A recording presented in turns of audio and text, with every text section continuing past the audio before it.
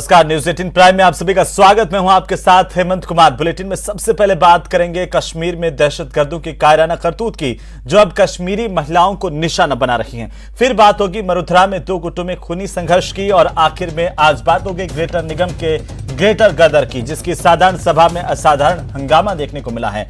3 अलग अलग तस्वीरों के जरिए जरा समझिए इन खबरों के साथ, और भी खबरों पर विस्तार से करेंगे बात। लेकिन सबसे पहले एक नजर डालते हैं प्राइम 25 खबरों पर। पीएम मोदी आज चेन्नई पहुंचे। यहां पर पीएम ने 31,400 करोड़ रुपए से ज्यादा की 11 परियोजनाओं का शिलान्यास और उद्घाटन किया। इस दौरान सीएम एमके स्टालिन भी मौजूद रहे। पीएम मोदी ने आज हैदराबाद में बीजेपी कार्यकर्ताओं को संबोधित किया। इस दौरान उन्होंने बिना नाम लिए तेलंगाना के मुख्यमंत्री के चंद्रशेखर राव पर जमकर निशाना साधा। साथ ही यूपी के सीएम की तारीफ भी की। तो ज्ञानवापी मस्जिद में मिले कथित शिवलिंग की पूजा की अनुमति मांगने वाली याचिका फास्ट ट्रैक कोर्ट को ट्रांसफर कर दी गई। अब इस पर 30 मई को सुनवाई होगी। मथुरा जन्मभूमि केस में आज सिविल कोर्ट में सुनवाई की गई। इसके बाद कोर्ट ने इस मामले में सभी पक्षों को याचिका पर जल्द जवाब दाखिल करने के निर्देश दिए हैं। कोर्ट ने साफ किया है कि सभी पक्षों के जवाब दाखिल करने के बाद ही अगली सुनवाई होगी। जम्मू कश्मीर में कारगिल श्रीनगर हाईवे पर एक कार के 400 फीट गहरी खाई में गिर जाने से 7 लोगों की दर्दनाक मौत हुई है। यह हादसा जोजिला दर्रे के पास हुआ। मौके पर डिजास्टर मैनेजमेंट अथॉरिटी की टीम राहत और बचाव में जुटी रही। राष्ट्रीय जांच एजेंसी को जम्मू के सुजवा में सीआईएसएफ की गाड़ी पर आतंकी हमला करने की वारदात को लेकर एक बड़ी कामयाबी मिली है। एनआईए ने केंद्रीय औद्योगिक सुरक्षा बल के वाहन पर आतंकी हमला करने के आरोप में आबिद अहमद नाम के एक आतंकवादी को गिरफ्तार किया है। तेलंगाना के मुख्यमंत्री के चंद्रशेखर राव ने जनता दल सेक्युलर के प्रमुख एचडी देवेगौड़ा से उनके आवास पर मुलाकात की और विभिन्न मुद्दों पर चर्चा की। मुलाकात के बाद तेलंगाना सीएम ने कहा कि अब तक देश में कई सरकारें बन चुकी हैं और कई पीएम बन चुके हैं, लेकिन देश की हालत में ज्यादा बदलाव नहीं आया है। आय से अधिक संपत्ति के मामले में दोषी हरियाणा के पूर्व मुख्यमंत्री ओम प्रकाश चौटाला की सजा पर दिल्ली की राउज एवेन्यू अदालत ने सुनवाई के बाद अपना फैसला सुरक्षित रख लिया है। सीबीआई ने साल 2011 में रांची में हुए 34वें नेशनल गेम्स मामले को लेकर हुई धांधली को लेकर नेशनल गेम्स ऑर्गेनाइजिंग कमेटी के तत्कालीन चेयरमैन झारखंड सरकार के अधिकारियों समेत अनेक लोगों के खिलाफ आपराधिक मुकदमा दर्ज कर दिल्ली, झारखंड और बिहार में 16 जगहों पर छापेमारी की। जयपुर नगर निगम ग्रेटर की बोर्ड मीटिंग में कांग्रेस और भाजपा के पार्षद आपस में भिड़ गए। भाजपा के पार्षद रणवीर सिंह कांग्रेस के पार्षद ओम प्रकाश को निजी टिप्पणी करने के बाद मारने के लिए सदन में दौड़े, लेकिन बीच में बीजेपी के दूसरे पार्षदों ने उन्हें पकड़ लिया। कांस्टेबल पेपर लीक मामले में शिक्षा विभाग एक्शन में है। शिक्षा विभाग की ओर से जयपुर में दिवाकर पब्लिक स्कूल का ताला तोड़ करके स्कूल का सारा रिकॉर्ड जब्त किया गया। कोविड स्वास्थ्य सहायकों का आंदोलन लगातार जारी है। आंदोलन के 56वें दिन भी शहीद स्मारक पर बड़ी संख्या में स्वास्थ्य सहायक मौजूद रहे। सीएचए ने बताया कि कल सचिवालय में अधिकारियों से बातचीत हो सकती है। तो झालावाड़ के खानपुर में कांग्रेस नेता के समर्थन में प्रदर्शन कर रहे लोग उग्र हो गए। भीड़ ने पुलिस जाब्ते पर पथराव किया, जिस पर पुलिस ने लाठीचार्ज कर भीड़ को मौके से खदेड़ा, लेकिन फिर भी मामला शांत नहीं हुआ। इस पर पुलिस को आंसू गैस के गोले छोड़ने पड़े। अफरा तफरी का माहौल देखा गया। श्रीगंगानगर जिले में सेतिया कॉलोनी में एक टेंट की दुकान पर दिन दहाड़े करीबन 10-12 युवकों ने तोड़फोड़ की। साथ ही गले में रखी 8 से 10 हजार रुपए की नकदी भी लूट ली। तोड़फोड़ किए जाने से पीड़ित दुकानदार और स्थानीय लोग धरने पर बैठ गए। धौलपुर के बाड़ी में एक युवक से पुलिस हिरासत में मारपीट के मामले को लेकर युवक के धौलपुर रेफर करने और बाद में रास्ते में मौत होने की अफवाह ने तूल पकड़ लिया। इस घटना के बाद कुशवाहा समाज की ओर से प्रदर्शन किया गया। बसेड़ी रोड अस्पताल के किराए पर जमा हुए और पुलिस पर पथराव भी किया। जयपुर में लाठी डंडों से लैस हमलावरों ने 3 युवकों पर ताबड़तोड़ वार कर हाथ पैर तोड़ दिए। उनकी कार पर जमकर तोड़फोड़ की, सड़क के किनारे फेंक कर फरार हो गए। डूंगरपुर में गेहूं पिसवाने गई एक नाबालिग को रास्ते जाते रोक गैंगरेप के मामले में स्पेशल पॉक्सो कोर्ट ने अपना फैसला सुना दिया। कोर्ट ने आरोपी 2 सगे भाइयों को दोषी करार दिया और दोनों को 20-20 साल के कठोर कारावास की सजा सुनाई है। साथ ही दोनों दोषियों पर 1,500,000 रुपए का जुर्माना भी लगाया गया।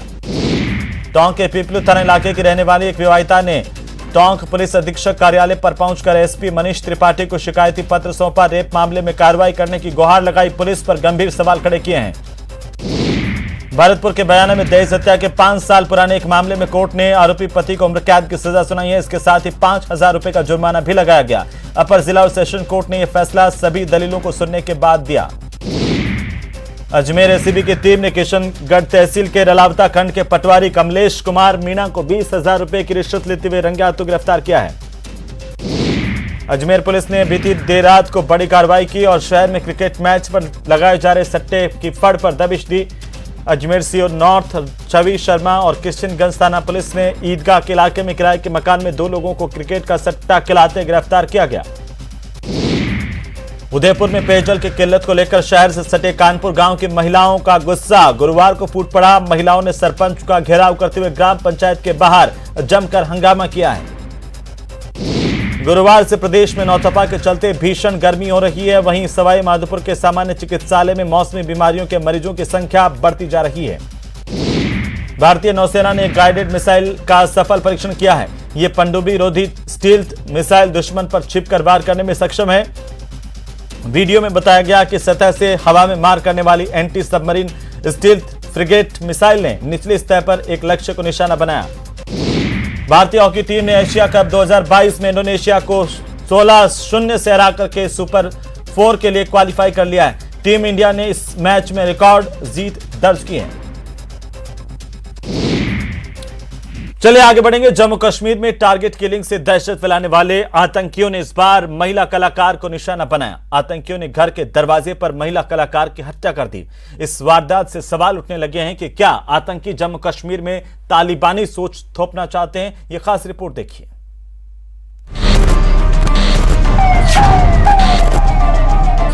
जम्मू कश्मीर में टीवी कलाकार की हत्या, दहशत फैलाने के लिए टारगेट किलिंग, आतंक के निशाने पर कश्मीरी महिलाएं। जम्मू कश्मीर में आतंक का ये नया ट्रेंड है जिसमें आतंकी दहशत फैलाने के लिए महिलाओं और बच्चों को अपना निशाना बना रहे हैं। जम्मू कश्मीर के बडगाम की वारदात से यही जाहिर हो रहा है। यहां अमरीन भट्ट नाम की टीवी कलाकार को आतंकियों ने गोली मारकर मौत की नींद सुला दी। इस वारदात में अमरीन का 10 साल का भतीजा भी गोली लगने से गंभीर रूप से घायल हो गया। उसने ढूंढा अमरीना, मेरा छोटा भाई उधर, उसी को बोला अमरीना कहाँ। उसने बोला वो अंदर है कमरे में। उसने बोला उसको आवाज मारो, यहाँ निकालो बाहर। अमरीना आया बाहर, उधर बस इसने पिस्टल निकाला तो फिर मारा फायरिंग, मारा गोली यहाँ बच्चे को आए यहाँ। इस घटना से उनके माता पिता और रिश्तेदार सख्ते में हैं और अमरीन को मारने की वजह पूछ रहे हैं। क्या बिगाड़ा था इस मौसम ने उसका, क्या बिगाड़ा था? किसी के साथ इससे पहले कोई जाति नहीं थी, किसी के साथ दुश्मनी नहीं थी, क्या बिगाड़ा था? उधर अमरीन को जानने वाले, उसके साथ काम करने वाले उस जिहाद पर सवाल उठा रहे हैं जिसमें एक महिला और बच्चों को गोलियों का निशाना बनाया जाता है। किस तरीके का जिहाद है?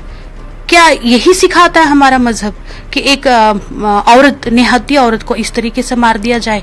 ये तो बहुत ही शर्मनाक घटना है। बीजेपी ने इसे पाकिस्तानी आतंकियों की कायराना हरकत बताया है और आतंकियों को मुसलमान और कश्मीरियों का सबसे बड़ा गुनहगार करार दिया है। ये कायर पाकिस्तानी आतंकवादी कश्मीर को कब्रिस्तान बनाने की साजिश कर रहे हैं।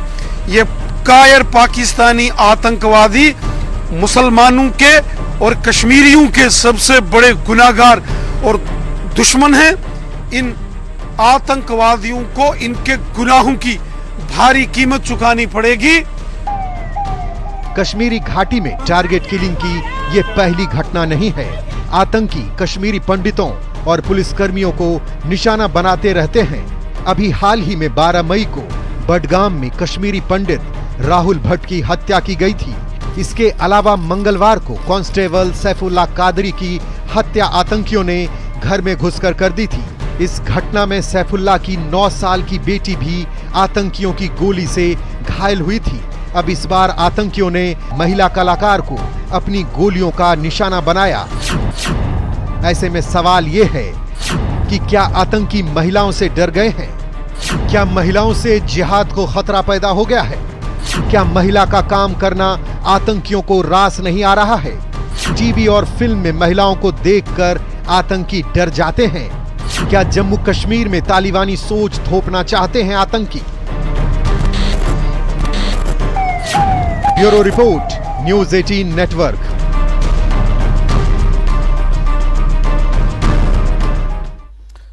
तो वहीं पीएम मोदी ने आज हैदराबाद में बीजेपी कार्यकर्ताओं को संबोधित किया। इस दौरान उन्होंने बिना नाम लिए तेलंगाना के मुख्यमंत्री के चंद्रशेखर राव पर जमकर निशाना साधा, साथ ही यूपी के मुख्यमंत्री की तारीफ की। प्रचार और परिवार के भ्रष्टाचार का शिकार होने लगे तो उससे सबसे ज्यादा नुकसान हमारे गरीब भाई बहनों का होता है, हमारे दलित, पीड़ित, शोषित, वंचित का होता है। तेलंगाना को एक प्रोग्रेसिव और ईमानदार सरकार की जरूरत है। ये सरकार केवल भाजपा ही दे सकती है। अंधविश्वास को इस प्रकार से तवज्जो देने वाले लोग तेलंगाना को, उसके भविष्य को कभी संवार नहीं सकते हैं। भाइयों बहनों, ऐसे अंधविश्वासी लोगों से हमारे तेलंगाना को हमें बचाना है। मैं तो आज तेलंगाना की इस धरती से उत्तर प्रदेश के हमारे मुख्यमंत्री श्रीमान योगी आदित्यनाथ जी को भी बधाई देता हूं।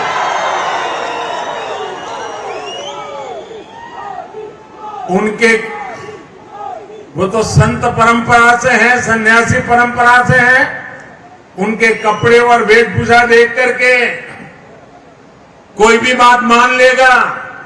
जब उनके सामने आया कि फलानी जगह पे नहीं जाना चाहिए, ढिकनी जगह पे नहीं जाना चाहिए, योगी जी ने कहा मैं विज्ञान में विश्वास करता हूं, और वो चले गए और दोबारा मुख्यमंत्री भी बन गए।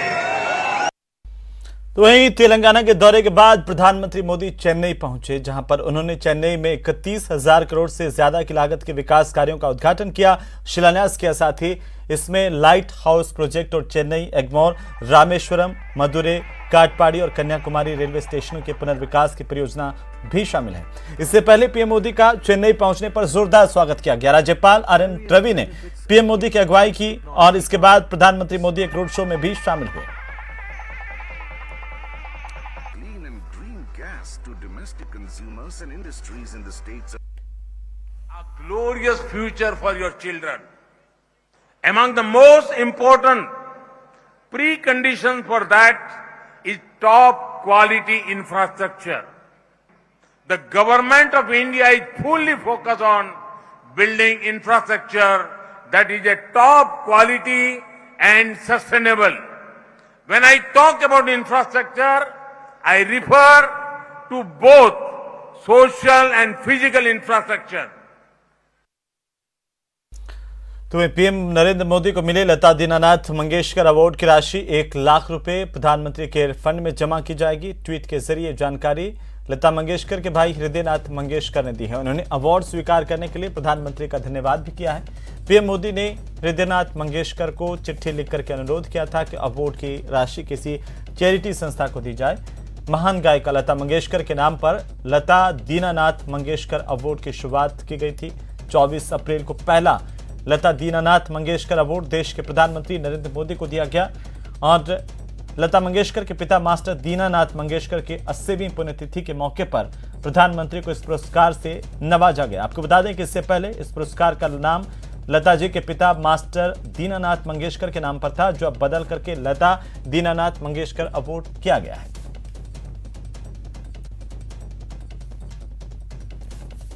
चलिए ब्रेक के बाद एक बार फिर से आपका स्वागत। अब बात बाड़ी की बेरहम पुलिस की, जहां पर आरोप है कि एक युवक की बेरहमी से पिटाई की और इस कदर की कि वो अस्पताल में भर्ती है। पुलिस अपने आरोपों से इनकार कर रही है। फिर उसके बाद लोगों के सब्र का बांध टूटा। क्या हुआ, ये खास रिपोर्ट देखिए।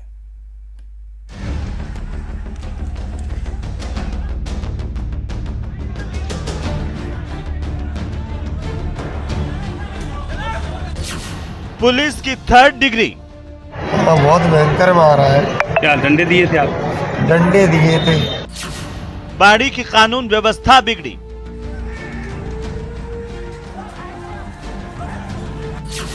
खाकी के भरोसे पर सवाल।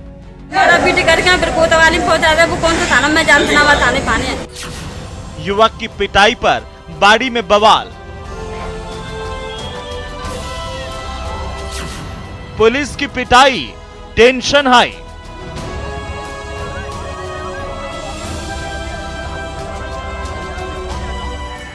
बाड़ी में बवाल है, सड़क पर संग्राम है। पुलिस की पिटाई से बाड़ी में टेंशन हाई है। हंगामा ही हंगामा बरपा है। लेकिन क्यों, ये भी बताएंगे, पर जरा पहले इन तस्वीरों को देख लीजिए। देखिए जरा, पुलिस और पब्लिक के बीच पत्थरबाजी हो रही है। एक दूसरे पर जमकर पत्थर बरसाए जा रहे हैं। लगता है जैसे कोई प्रतियोगिता हो रही हो। दोनों ओर से एक के बाद एक पत्थरों की बरसात हो रही है। दरअसल बाड़ी में बवाल की वजह क्या है, उसी से सुन लीजिए, जिसकी पिटाई के बाद लोगों में गुस्सा भर गया। इस कदर की कानून को ही हाथ में ले लिया। तो तुमको मारा है पुलिस ने? बहुत भयंकर मारा है। क्या डंडे दिए थे आप? डंडे दिए थे। अच्छा, सुबह की बात है, शाम रात की है? अभी की बात है। तो कहाँ से उठा के ले गए थे तुमको? पुलिस चौकी पे बुलाए हुए। अच्छा, बुलाए थे, फिर वहाँ से थाने ले गए थे? मेरे को नहीं, कहाँ पे पिटाई कहाँ की? थाने पे? चौकी पे? घुमट चौकी पे। पुलिस कस्टडी में 3rd डिग्री के आरोप। पूछताछ के नाम पर युवक की बेरहमी से पिटाई की गई। पुलिस ने इतना पीटा कि कपड़ों में ही मलमूत्र निकल गया। पिटाई से हुई खून की उल्टियां। युवक की तबीयत बिगड़ी तो अस्पताल में भर्ती करवाया गया। सुधार नहीं हुआ तो गंभीर हालत में जिला अस्पताल भेजा गया। तो वहीं प्रदेश में हिंसा और बवाल थमने का नाम नहीं ले रहे हैं। धौलपुर के बाद अब जोधपुर से बवाल का मामला सामने आया, जहां पर देखते ही देखते दो गुट आपस में भिड़ गए।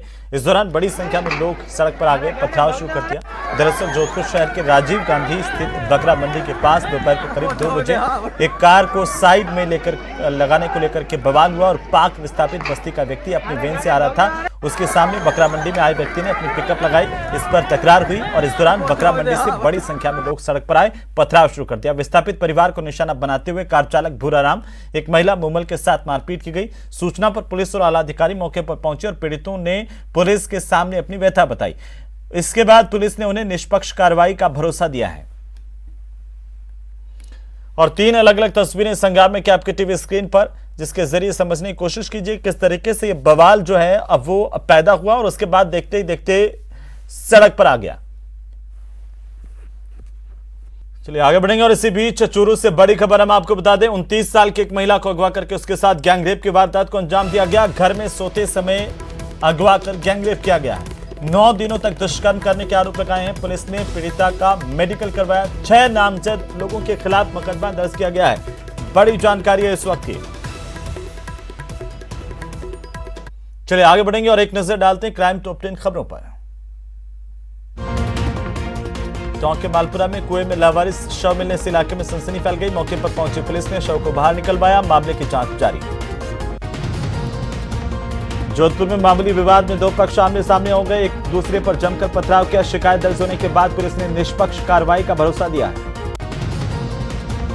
श्रीगंगानगर में सेतिया कॉलोनी में एक टेंट की दुकान पर दिन दहाड़े तकरीबन 10 से 12 युवकों ने तोड़फोड़ की। दुकान में रखी कुर्सियां, अन्य सामान बाहर सड़क पर फेंक दिए।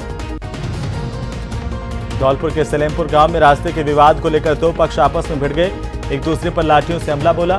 मारपीट में एक पक्ष की 2 महिलाओं समेत 3 लोग गंभीर रूप से घायल हुए। प्रतापगढ़ की सालमगढ़ पुलिस ने 2 नाबालिग दुष्कर्म के मामले में 2 आरोपियों को गिरफ्तार किया। दोनों के खिलाफ कई आपराधिक मामले पहले ही दर्ज हैं। चित्तौड़गढ़ में एसीबी ने श्रम विभाग में बड़ी कार्रवाई की। 2 संविदाकर्मी एक दलाल को 20,000 रुपए की घूस लेते रंगे हाथों गिरफ्तार किया गया। जोधपुर में बेखौफ चोरों ने डीसीपी कार्यालय को निशाना बनाया। न केवल चोरी करने की कोशिश की बल्कि वहां पर तैनात एक सिपाही को घायल कर भागने में कामयाब हुए। अवैध हथियारों की तस्करी के खिलाफ प्रतापगढ़ पुलिस ने बड़ी कार्रवाई की और 10 घातक हथियार जब्त किए। साथ ही इनामी अपराधी अयूब खान और उसके साथी को गिरफ्तार किया गया। राजसमंद पुलिस ने ट्रांसफार्मर ऑयल चुराने वाली गैंग का खुलासा किया है। मुख्य सरगना समेत 3 आरोपियों की गिरफ्तारी की। साथ ही उनके कब्जे से चोरी का सामान जब्त किया गया है। नाबालिग से गैंगरेप मामले में करौली पॉक्सो कोर्ट ने 2 दोषियों को आजीवन कारावास की सजा सुनाई। साथ ही दोनों पर 2,40,000 रुपए का जुर्माना भी लगाया गया। इसी के साथ ही न्यूज़ 18 प्राइम में फिलहाल इतना ही। नमस्कार।